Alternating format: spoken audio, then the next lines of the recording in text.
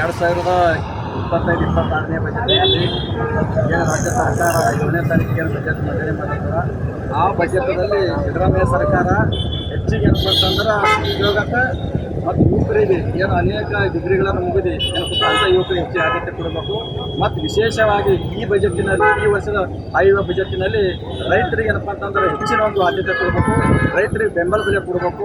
ಮತ್ತು ರೈತರ ಸಾಲ ಇರ್ತಕ್ಕಂಥ ಸಾಲ ಏನಪ್ಪ ಅಂದ್ರೆ ರಾಷ್ಟ್ರೀಕೃತ ಬ್ಯಾಂಕ್ಗಳನ್ನೆಲ್ಲ ಸಾಲ ಏನಪ್ಪ ರೈತರ ಸಾಲ ಮನ್ನಾ ಮಾಡಬೇಕು.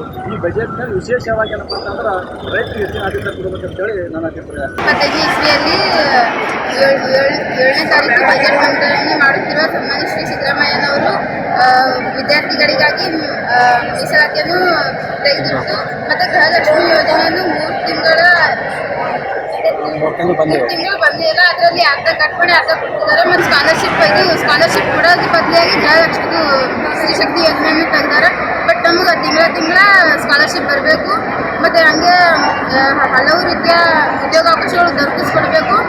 ಮತ್ತು ಇದರ ಮಹಿಳೆಯರಿಗಾಗಿ ಇನ್ನೂ ಹೆಚ್ಚಿನ ಸೌಲಭ್ಯಗಳು ಮಾಡಿಸ್ಕೊಡ್ಬೇಕು ಅಂತ. ಏನು ಮಾಡಿಲ್ಲ, ಮಹಿಳೆಯರಿಗೆ ಫ್ರೀ ಮಾಡಿದ್ದಾರೆ. ನಮಗೆ ಏನಂತ ಫ್ರೀ ಮಾಡಿದ್ದಾರೆ?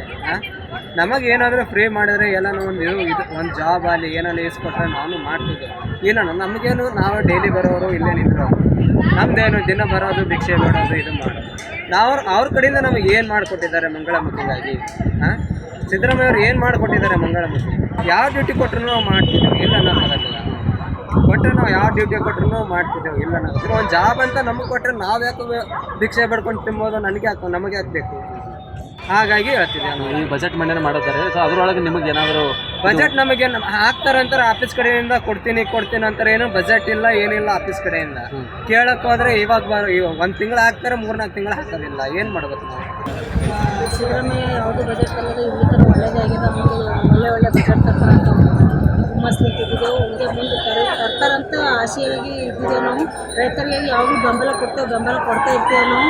ರೈತರಿಗೆ ಲಾಸ್ಟ್ ಟೈಮ್ ಭೀ ಪ್ರಿಯಾಂಕಾ ಸಾಬರು, ನಾವು ಹಲವಾರು ರಾಜಕಾರಣಿಗಳು ಲೀಡರ್ಗಳು ಎಲ್ಲ ಕಲಿತು ನಾವು ಇದೇ ತೊಗರಿ ನಾಟಿ ಸಲುವಾಗಿ ಸ್ಟ್ರೈಕ್ ಮಾಡಿದ್ದೆವು. ಅವಾಗ BJP ಸರ್ಕಾರ ಇತ್ತು. ಈಗ ನಮ್ಮ ಸರ್ಕಾರ ಬಂದಾಗ ನಮ್ಮ ಸರ್ಕಾರ ಮಾಡ್ತಾರೆ ಅಂತ ನಾವು ಅಂದ್ಕೊಂಡಿದ್ದೆವು. ಹಾಗಾಗಿ ಎಲ್ಲರಿಗೂ ನಾನು ಧನ್ಯವಾದ.